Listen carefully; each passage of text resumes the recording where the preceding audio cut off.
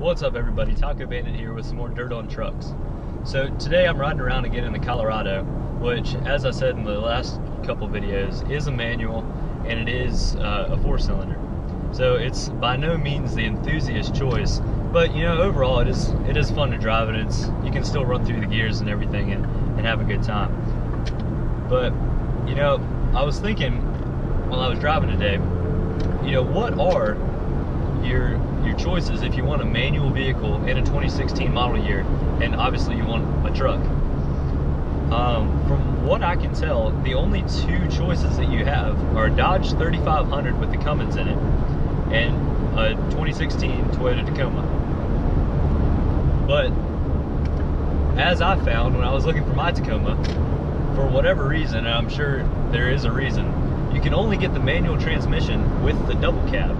So if you want the access cab, you know, with the half door, you know, with clamshell doors in the back, you can't get a manual transmission. That's just not an option. You can only get it with the full 4-door truck, which in my opinion doesn't look as much like a truck, which is why I went with the access cab, which kind of backed me into the corner and getting the automatic. Most of the vehicles I've had in the past were manuals, and I love it. You know, my granddad always has driven a manual. I grew up driving a manual. It's just what we did. But I'd like to talk about why are companies not making manuals anymore? Why, you know, at least as an option. I realize the majority that you would sell would be an automatic, but why can't you even get the manual anymore? So with my research with my Tacoma, when I was looking about that, I found that, you know, obviously the manual was an option if you went with the double cab, but there aren't any advantages to going with the manual other than, you know, people would say it's the enthusiast choice and you have more control over your vehicle. But you know, with modern transmissions, it's not like it was, you know, back in the 50s and 60s where you either went with a 2-speed automatic, you know, a torque glide type deal, or you went with a 3 on the tree or a 4 on the floor, something like that. You know, modern transmissions have six gears, whether you go automatic or manual transmissions. And you know, a lot of the new automatics are even going more than that. You know, the new Ford Raptor, I believe, has a 10-speed automatic that's going in that. A lot of the new Chevy trucks are putting 8 speeds in theirs, and that just seems to be where we're going.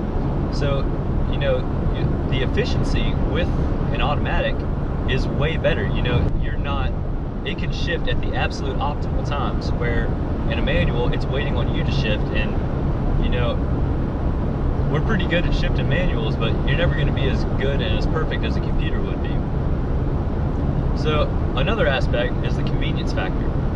In the multitasking world that we live in, most people just don't want to take the time or the effort to shift their gears, which is somewhat understandable. You know, when you got your phone or your Big Mac in one hand, it makes shifting a little bit tricky. I mean, it can be done, but it does make it a good bit trickier.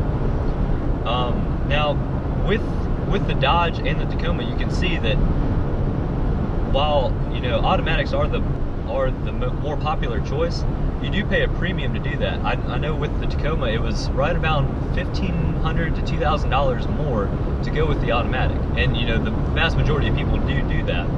But you know, you are paying more to go for that option. And back in the day, automatics couldn't handle the power and the torque that engines would provide. So you had to go with the manual, and you'd have more control and more, you know, you could really just put the power down better, you know, especially with a trailer or something like that. But today, even your tractor trailers are going to automatics. It's just way more convenient, and honestly, it's probably safer. You know, you can devote, assuming you are multitasking, of course, you can devote more of your attention to the road. You know, you don't have to try to rev match and, you know, wait for each gear or your RPM to match each gear, and really, it's just an overall better idea probably to go with an automatic. That being said, I still would prefer a manual. With as much driving as I do, it is definitely an inconvenience, you know, especially driving in city traffic and that sort of thing.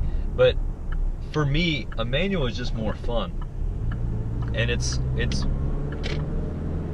I don't know, I like the control over the vehicle. I like, you know, knowing that every action and every input that I give my vehicle, there's a correct and immediate response. With a lot of automatics today, like I know with my Tacoma, when that comes in, it is the automatic, but you have what they call a manual override or a sport mode.